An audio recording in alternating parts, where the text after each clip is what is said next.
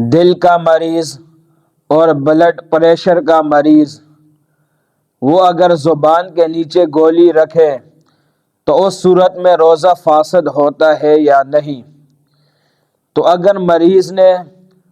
زبان کے نیچے گولی رکھی اور وہ گولی مسامات کے ذریعے جذب ہو گئی تو روزہ دار کو چاہیے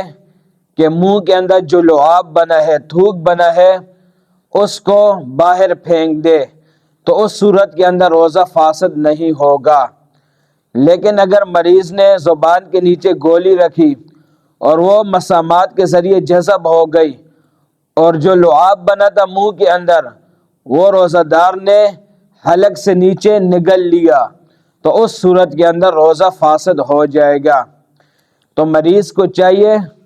کہ وہ جو لعاب بنتا ہے اس کو باہر پھینک دے، تو اس صورت کے اندر روزہ فاسد نہیں ہوتا۔ اور اگر وہ لعاب اس نے نگل لیا تو پھر اس صورت کے اندر روزہ فاسد ہو جاتا ہے، بعد میں وہ ایک روزے کی قضا کرے گا۔